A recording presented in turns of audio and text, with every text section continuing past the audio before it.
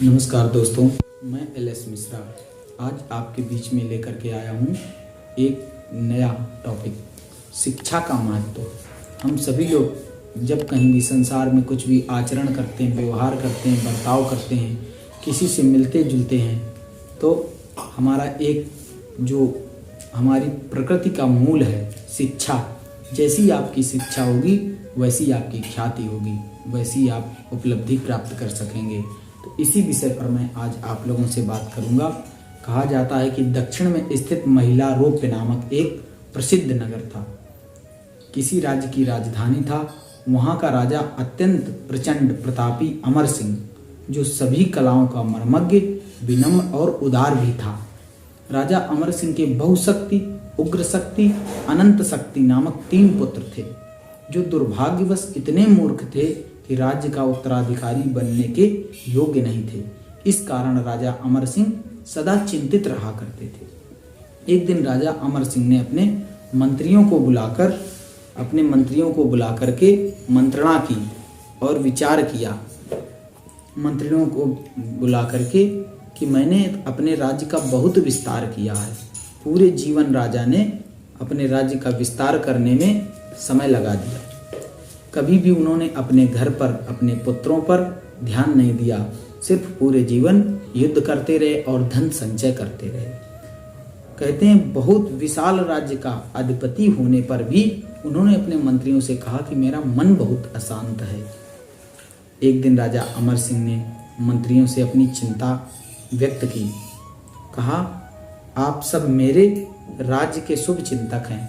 आपको पता है कि मेरे 3 पुत्र हैं और तीनों ही बहुत मूर्ख हैं, अविवेकी हैं, बुद्धिहीन हैं। इसलिए मेरी रातों की नींद और दिन का चैन उड़ गया है। अब मुझे क्या करना चाहिए? कहते हैं पुत्र का पैदा ना होना और पैदा होकर मर जाना, ये दोनों अत्यंत दुखदाई होता है। इन तीनों स्थितियों में पुत्र का अत्यंत मूर्ख होना सर्वाधिक दुखद होता है। सामान्य जनजीवन में हम लोग देखते हैं पुत्र ना हो तो दुख का कारण है। हो करके अगर मर जाए तो उससे कुछ अधिक दुख है। लेकिन तीसरी अवस्था में अगर वो पुत्र मूर्ख हो, पागल हो, तो फिर कुछ नहीं हो सकता। दुख को दूर करने का कोई उपाय नहीं है। दुख की मात्रा दिन प्रतिदिन बढ़ती चली जाती है।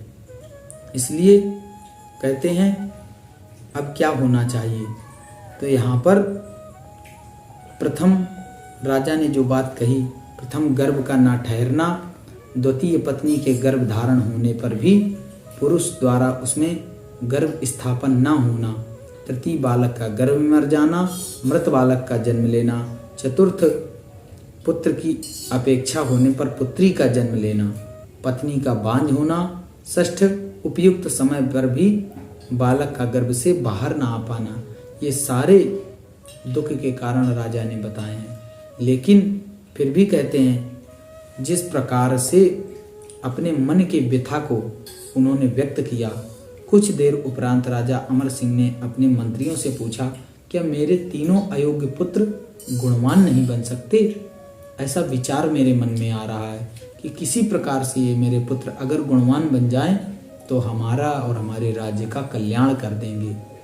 कहते, क्या मेरे राज्य में कोई ऐसा समर्थ ब्राह्मण नहीं जो मेरे बेटों को अब शिक्षित बना सके?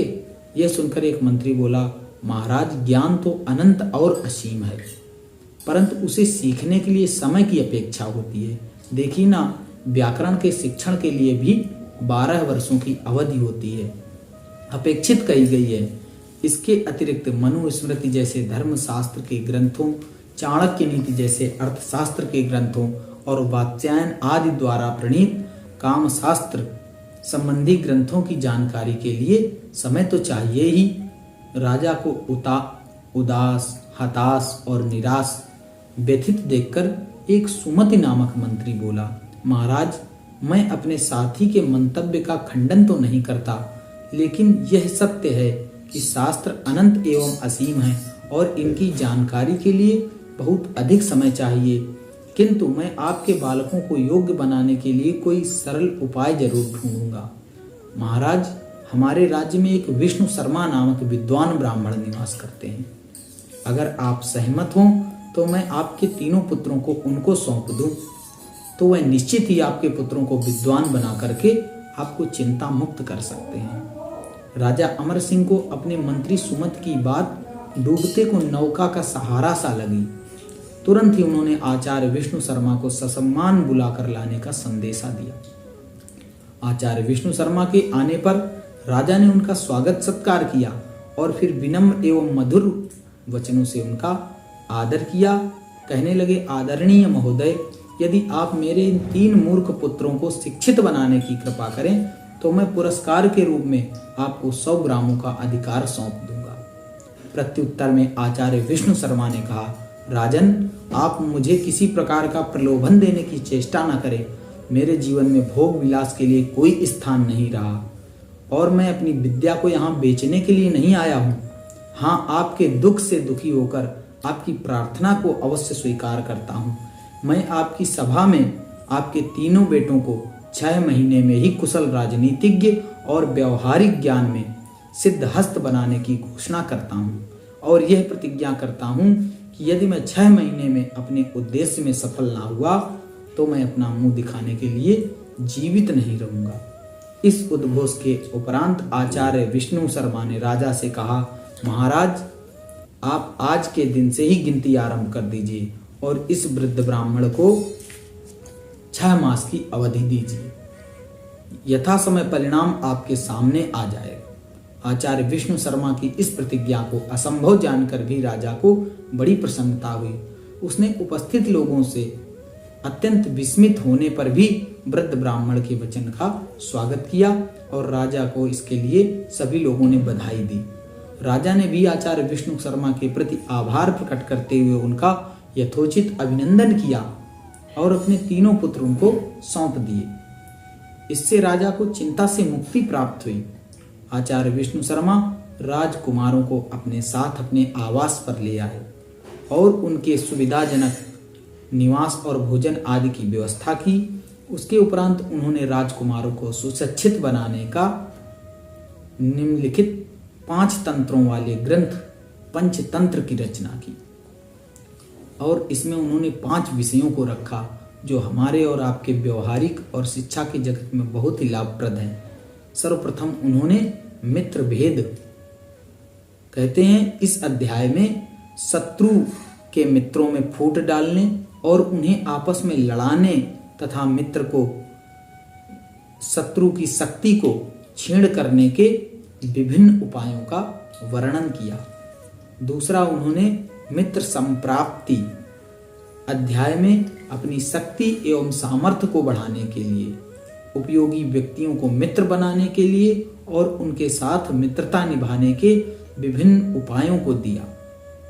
तीसरा, काकोलूकीय न्याय कहते हैं, इस अध्याय में शत्रु के साथ परिस्थितिवश मैत्री संबंध स्थापित करने पर भी उस पर अंधविश्वास ना करके उससे सावधान रहने और गुप्तचरों की भूमिका के महत्व का प्रतिपादन आचार्य विष्णु शर्मा ने किया। लब्ध प्राणास, इस अध्याय में शत्रु की विजय को मिट्टी में मिलाने के उपायों का वर्णन किया। अपरीक्षित कारक, इस अध्याय में ऊंच नीच का, हानि लाभ आदि की भली भांति समीक्षा किए बिना किसी भी काम में हाथ को डालने से पहले उस पर ध्यान पूर्वक मनन करने योग्य साधनों का वर्णन किया गया है। पंचतंत्र के इस महान ग्रंथ की आचार्य ने रचना की। विष्णु शर्मा ने राजकुमारों को पढ़ाना प्रारंभ कर दिया। आचार्य जी के अध्यापन की शैली के कारण राजकुमार भी मन लगाकर अध्ययन करने लगे, जिसके परिणाम स्वरूप आचार्य विष्णु शर्मा की प्रतिज्ञा सिद्ध हुई और तीनों राजकुमार 6 महीने में ही नीति निपुण हो गए, बुद्धिमान बन गए।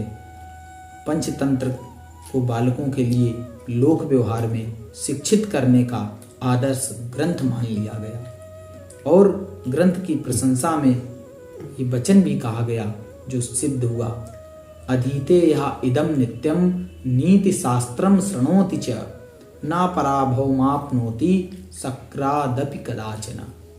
इस पंचतंत्र नामक महान ग्रंथ को देने वाले आचार्य विष्णु शर्मा को नमन करते हुए हमारे और आपके जीवन में शिक्षा की कुशलता को लाने वाला और सुनने सुनाने वाला व्यक्ति व्यवहार कुशल हो जाता है। वह इंद्र जैसे प्रबल शत्रु को भी पराजित कर देता है और उनसे पराजित नहीं हो सकता। धूर्त लोगों को भी पराजित कर देने में वह व्यक्ति समर्थ हो जाता है। ऐसा आचार्य विष्णु शर्मा ने इस ग्रंथ के माध्यम से इन तीनों बालकों को तैयार किया और 6 महीने की अवधि पूरी होने के पहले ही राजा के सम्मुख ले जाकर के बालकों को उपस्थित कर दिया। इससे हम लोग ये समझते हैं कि हमारे जीवन में शिक्षा का कितना महत्व है। शिक्षा के बिना यह जीवन अधूरा है, असामान्य है। जहाँ कहीं भी इस जगत में कुछ भी हमें रोशनी दिखाई पड़ती है वह शिक्षा का ही प्रकाश है। एक सूर्य समस्त ब्रह्मांड को प्रकाशित कर सकता है, इसी प्रकार से एक शिक्षा की किरण पूरे विश्व में प्रकाश को प्रकाशित करने के लिए पर्याप्त है। दोस्तों, अगर आज का टॉपिक आपको पसंद आया हो तो लाइक, शेयर और कमेंट करना ना भूलें।